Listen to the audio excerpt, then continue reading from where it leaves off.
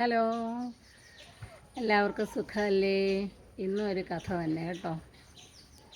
Himalayan മലയോരങ്ങളുടെ താഴ്വരയിലാണ് കണ്ണൻകുട്ടൻ്റെ വീട്. കണ്ണൻകുട്ടൻ ഒരു ദിവസം കൂട്ടുകാരുടെ കൂടെ കളിക്കാൻ പോയിട്ട് കരഞ്ഞുകൊണ്ട് ഓടി വന്നു. എന്നിട്ട് അമ്മയുടെ അടുത്ത് വന്ന് പറഞ്ഞു, അമ്മേ, എന്നെ ആരും കളിക്കാൻ കൂട്ടുന്നില്ല അമ്മേ, എല്ലാവരും എന്നോട് വഴക്കുണ്ടാക്കുകയാണ്. കരഞ്ഞുകൊണ്ട് നിന്ന കണ്ണൻകുട്ടനെ ആശ്വസിപ്പിച്ചുകൊണ്ട് അമ്മ പറഞ്ഞു, നീ ഇന്ന് അച്ഛൻ്റെ കൂടെ ആട് മേയ്ക്കാൻ പൊയ്ക്കോളൂ. അവിടെ നിനക്ക് ഒരുപാട് നല്ല കാഴ്ചകൾ കാണാം. അത് സമ്മതിച്ച് കണ്ണൻകുട്ടൻ തൻ്റെ അച്ഛൻ്റെ കൂടെ ആട് മേയ്ക്കാനായി പോയി. കൂടെ ടൈഗർ എന്നൊരു പട്ടിയും കൂടെ ഉണ്ടായിരുന്നു. അങ്ങനെ അവർ നടന്ന് നല്ല മനോഹരമായ ഒരു സ്ഥലത്തെത്തിയപ്പോൾ അച്ഛൻ പറഞ്ഞു, കണ്ണൻകുട്ടനും ടൈഗറും ഇവിടെ നിന്നോ കേട്ടോ, ഞാൻ ഈ ആടുകളെ മേച്ചിട്ട് ഇപ്പോൾ വരാം. നിനക്ക് ഭാഗ്യമുണ്ടെങ്കിൽ ഇതിലെ കുട്ടികൾ കളിക്കാൻ വരും, അപ്പോൾ നിനക്ക് കൂട്ടുകൂടാം എന്ന് പറഞ്ഞു. അങ്ങനെ കുട്ടികൾ വരുന്നതും നോക്കി കണ്ണൻകുട്ടൻ ഇങ്ങനെ നിന്നു.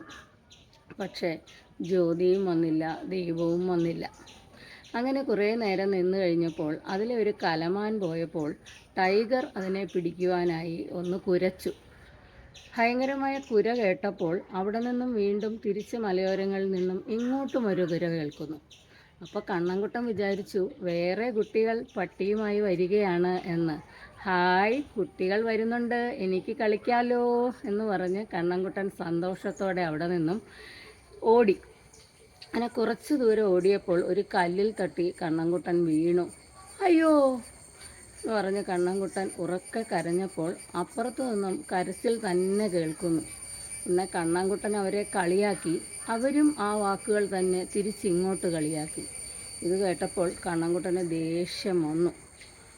ഞാനിനി ഇങ്ങോട്ട് കളിക്കാനേ വരില്ല എന്ന് പറഞ്ഞ് ദേഷ്യപ്പെട്ട് നിന്ന കണ്ണൻകുട്ടനോട് അച്ഛൻ പറഞ്ഞു, മോനെ, നമുക്കിന്ന് വീട്ടിലേക്ക് പോകാം, നമുക്ക് നാളെ നോക്കാം എന്ന് പറഞ്ഞു.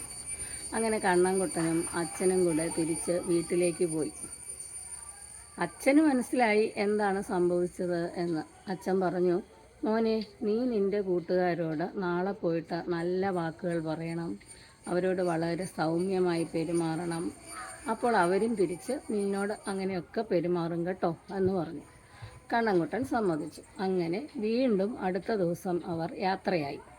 അതേ സ്ഥലത്തെത്തിയപ്പോൾ അച്ഛൻ പറഞ്ഞു, നീ നിൻ്റെ കൂട്ടുകാരെ സ്നേഹത്തോടെ വിളിച്ചു നോക്ക് എന്ന് പറഞ്ഞു. പിന്നെ കണ്ണൻകുട്ടൻ സ്നേഹവാക്കുകൾ കൊണ്ട് അവരെ വിളിച്ചപ്പോൾ അവരും തിരിച്ച് അങ്ങനെ തന്നെ പ്രതികരിച്ചു. ഹായ്, അച്ഛൻ പറഞ്ഞ പോലെ എന്ത് നല്ല കൂട്ടുകാർ അല്ലേ? അപ്പോൾ കണ്ണൻകുട്ടനെ വിഷമിപ്പിക്കണ്ട എന്ന് പറഞ്ഞ് അച്ഛൻ പറഞ്ഞു, മോനെ, കൂട്ടുകാരൊന്നും വരില്ല മോനെ കളിക്കാൻ. നീ ആ കേട്ടത് നിൻ്റെ ശബ്ദം തന്നെയാണ്, അതായത് പ്രതിധ്വനി. മലമുകളിൽ നിന്നും തിരിച്ച് നമ്മളുടെ ശബ്ദം തന്നെ വരുന്നതാണ്.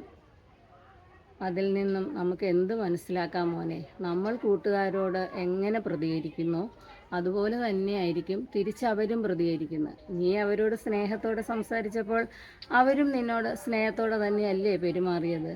ഇതുപോലെ ആയിരിക്കണം നീ നിൻ്റെ കൂട്ടുകാരോടും പെരുമാറേണ്ടത് കേട്ടോ. അത് കേട്ടപ്പോൾ കണ്ണൻകുട്ടന് മനസ്സിലായി, ശരി അച്ഛാ, ഞാനിനി എൻ്റെ കൂട്ടുകാരോട് വഴക്കുണ്ടാക്കില്ലല്ലോ, ഞാൻ എൻ്റെ കൂട്ടുകാരോട് കൂട്ടുകൂടുമല്ലോ എന്ന് പറഞ്ഞ് അവർ സന്തോഷത്തോടെ തിരിച്ചുപോയി. ഇതിൽ നിന്നും നമുക്കെന്ത് മനസ്സിലായി?